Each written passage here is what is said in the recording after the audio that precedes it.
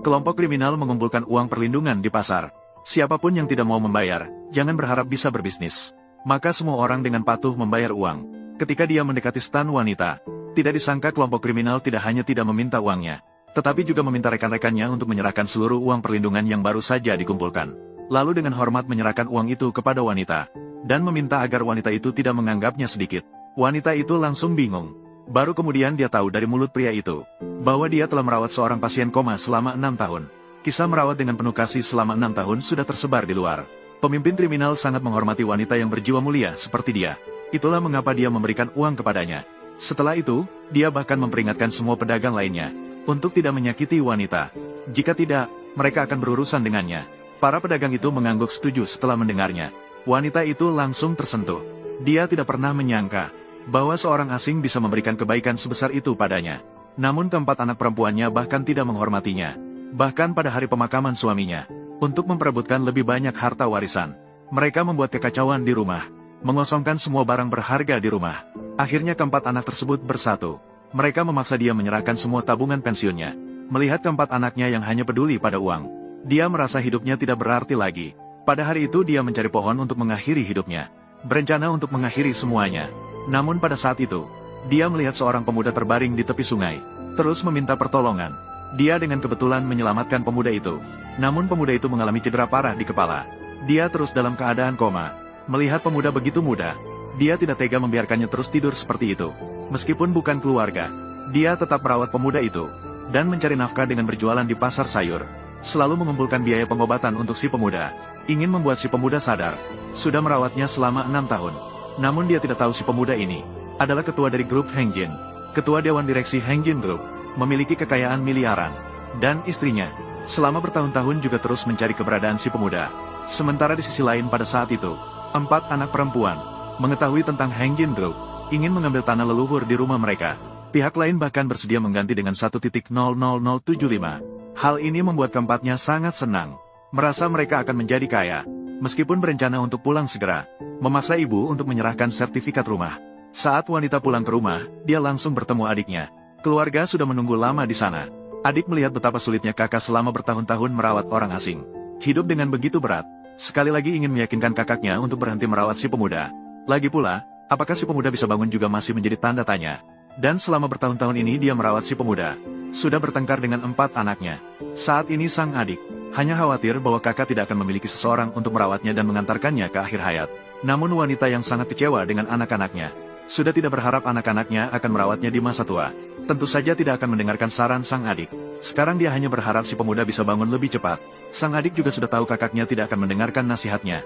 Akhirnya hanya bisa meminta suaminya mengeluarkan 200.000 yang sudah disiapkan sebelumnya. Berharap kakaknya bisa lebih tenang ke depannya. Wanita itu tentu saja menolak. Saat dia menolak, tidak disangka, keempat anak durhaka itu tiba-tiba masuk ke dalam. Tanpa berkata-kata langsung mulai merusak barang-barang di rumah. Sertifikat rumah, keluarkan, serahkan kepada kami. Ibu, Anda benar-benar memiliki hati bodhisattva. Untuk seorang asing yang tak dikenal, menyelamatkan seorang sampah, tidak mau membayar hutang judi saya. Jadi, tolonglah, bawa sertifikat rumah dan tanah. Kembalikan kepada kami, Wang Xiwan. Ini adalah ibumu yang melahirkan dan membesarkanmu. Mengapa kamu bicara omong kosong di sini? Kamu sama sekali tidak pantas menjadi ibuku. Kamu lebih suka emas dan perak sungguhan. Menyelamatkan orang yang tidak berguna. Tidak mau membayar hutang judi saya. Sertifikat rumah dan tanah, keluarkanlah dengan cepat. Tidak mungkin memberikan padamu. Kamu juga membawa untuk berjudi selama bertahun-tahun. Selain meminta uang dariku, apakah kalian pernah peduli padaku sekalipun? Sebelum aku mati, sertifikat rumah dan tanah, tidak mungkin memberikannya padamu. Ibu, kamu yang membuatku melakukan ini. Apa yang sedang kamu lakukan? Tentu saja kami sedang melakukan pemeriksaan. Jangan kira kami tidak tahu. Kamu membawa sertifikat rumah dan tanah. Dibawa di tubuhmu. Datanglah. Berapa kamu? Dengarkan semua. Mereka semua. Jika berani mendekat lagi, akan kubuat hancur. Wanita tua yang sudah mati, karena kamu terhadapku tidak berperasaan dan melupakan kesetiaan. Jangan salahkan saya tidak setia dan tidak berbakti. Sertifikat rumah, kamu akhirnya mau menyerahkan, atau tidak? Saya akan bertanya terakhir kali, apakah kamu mengerti? Tidak, aku akan membunuhnya. Kamu, makhluk yang lebih rendah dari babi dan anjing. Lepaskan dia, jangan lukai dia. Kamu bahkan untuk orang asing, sebut aku lebih buruk dari babi atau anjing. Baiklah, hari ini aku akan membuatmu mengerti. Apa artinya menjadi lebih buruk dari babi atau anjing? Drama. Anak. Anakku. Jika hari ini kamu tidak menyerahkan sertifikat rumah, semua orang di sini akan melihat sedikit darah. Kamu memang ingin membuat keributan. Hubungan ibu dan anak kita putus. Tidak akan berhenti sampai mati. Baru kamu puas, kan? Benar. Manajer umum grup Hengjin, He Sichen datang. Semua berhenti. Mengapa manajer He datang? Ini hanya masalah kecil. Tidak perlu repot-repot datang sendiri. Apakah kamu tahu, tanah ini, bagi grup Hengjin kami, seberapa pentingnya? Jika hari ini tanah ini tidak berhasil didapatkan, rumah ini tidak bisa dirobohkan. 1 miliar, jangan berpikir untuk mengambil 1 sen pun. Belum membayar ya? Baik, hancurkan untukku. Siapa berani menghalangi saya? Pukul sampai mati. Jika terjadi masalah, saya bertanggung jawab. Hancurkan. Jangan hancurkan. Tidak boleh dihancurkan. Ji Heng, dia melindungimu selama 6 tahun. Kamu harus melindunginya. Bangunlah untukku. Siapa yang berani? Kamu sudah bangun. Ibu, aku sudah bangun. Sudah bangun, itu bagus. Sudah bangun, lalu apa? Dia sebelumnya hanya seorang cacat. Sekarang sudah bangun. Hanya menjadi sampah. Kalian tidak setia dan tidak berbakti. Pengkhianat. Bahkan ibu kandungnya sendiri ingin memusnahkan. Saya malas berurusan dengan kalian. Terlalu banyak bicara. Ingatlah wajah kalian sekarang. Kamu akan menyesal.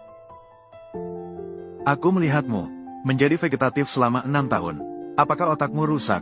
Kamu dari grup Hengjin, manajer umum cabang Jin Heng. Penggusuran oleh grup Hengjin. Apakah begitu caranya? Presiden kalian, Sue Danying. Begitulah, merawat bawahan. Jika ini adalah idenya, maka sebagai presiden, sebaiknya berhenti saja. Kami dari grup Hengjin adalah grup nomor 1 di Daxia, dengan aset triliunan. Sue, presiden kami, bagaimana cara mengelola bawahan? Apakah kamu seorang sampah yang bisa dipertanyakan? Sebenarnya hari ini, saya juga tidak berpikir apa-apa, tapi kamu malah berani menghina presiden kami. Jangan salahkan saya. He Sichen bertindak dengan kejam. Hari ini rumah ini, saya pasti akan meratakan itu. Kalian satu hitung satu. Semua masuk rumah sakit. Baik.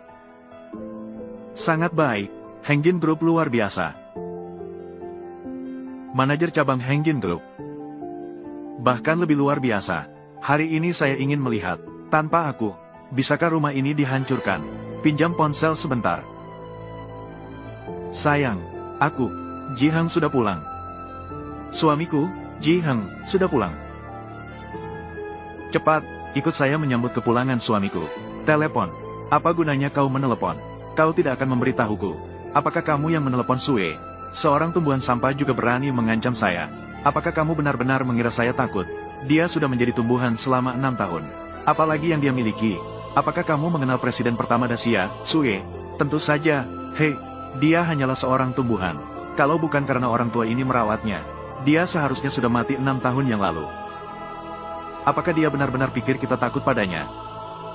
Tidak memilih cara demi keuntungan. Tidak mengakui hubungan keluarga. Aku akan membiarkanmu nanti. Bahkan tidak bisa menangis. Nak, apa yang kamu lakukan, Ibu? Nak. Ibu, Anda telah bekerja keras selama bertahun-tahun. Mulai sekarang, Anda adalah ibu kandung saya. Saya adalah anak kandung Anda. Saya pasti akan merawat Anda dengan baik. Saya tidak akan membiarkan Anda menderita lagi. Ayo, teruskan usahamu. Setelah aku menyelesaikan masalah ini, aku akan mengantarmu pulang.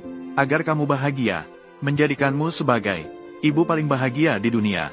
Hubungan ibu dan anak yang begitu dalam. Ah, apakah kalian sudah selesai berakting? Aku ingin melihat hari ini. Kamu sampah busuk, seorang vegetatif. Bagaimana aku tidak bisa menangis? Pukul aku dengan keras. Pukul dengan keras. Wanita tua yang sudah mati.